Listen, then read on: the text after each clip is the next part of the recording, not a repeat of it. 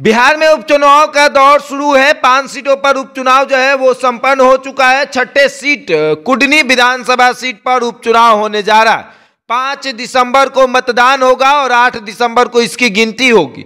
लेकिन महागठबंधन में इसको लेकर पेच फंसा हुआ है कि कौन वहां से चुनाव लड़ेगा, क्योंकि अभी अनिल सहनी राजद के वहां से विधायक थे। एलटीसी घोटाले मामले में आरोपी करार देने के बाद उनकी सदस्यता चली गई और अब वहां से उपचुनाव हो रहा है।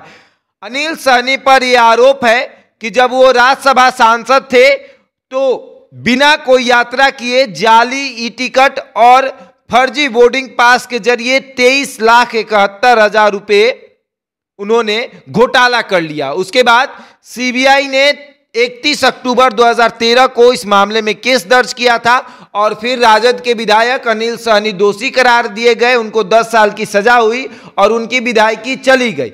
और अब देखिए कि अब उपचुनाव हो रहा है और वहां से पेच फंसा हुआ है, क्योंकि राजद अलग दावेदारी कर रही है, जेडीयू अलग दावेदारी कर रही है और नीतीश कुमार तेजस्वी यादव की बातें जो है लगभग हो चुकी है। क्योंकि नीतीश कुमार ने यह कहा है कि हमारी जब गठबंधन हुई तब 2 सीटों पर उपचुनाव हुआ तो हमने आपको दे दिया, मोकामा और गोपालगंज।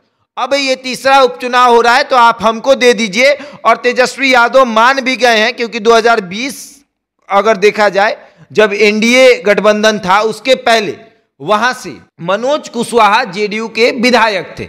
लेकिन एनडीए गठबंधन हुआ, नीतीश कुमार भाजपा के साथ गए और उसके बाद समीकरण बिगड़ा तो ये टिकट जो है वो बीजेपी कोटे में चली गई। इसलिए मनोज कुशवाहा वहां से चुनाव नहीं लड़ पाए और सिटिंग एमएलए होते हुए भी उन्हें टिकट नहीं मिला। नाराज थे मनोज कुशवाहा, लेकिन इस बार नीतीश कुमार मनोज कुशवाहा को नाराज नहीं करेंगे और मनोज कुशवाहा से लगभग ये तय हो गया है कि आपको टिकट दे दिया जाएगा। वहीं अगर हम भाजपा की बात करें तो भाजपा के भी कुछ नेता हैं जो वहां से दावेदारी ठोक रहे हैं कि हम इस बार अगर चुनाव वहां से लड़ेंगे तो जीत जाए। बात करें वहां से जो पूर्व विधायक केदार गुप्ता हैं, वो भी प्रबल दावेदार हैं, कह रहे हैं कि अगर हम वहां से चुनाव लड़ेंगे तो जीत हासिल कर लेंगे। लेकिन जिस तरीके से भूमिहार जो है वो भाजपा से नाराज चल रहे हैं, तेजस्वी के साथ चल रहे हैं, इसको देखते हुए भाजपा सोच रही है कि इस बार किसी भूमिहार को अपना कैंडिडेट बनाया जाए। वहीं अगर हम बात करें तो शशि रंजन जो है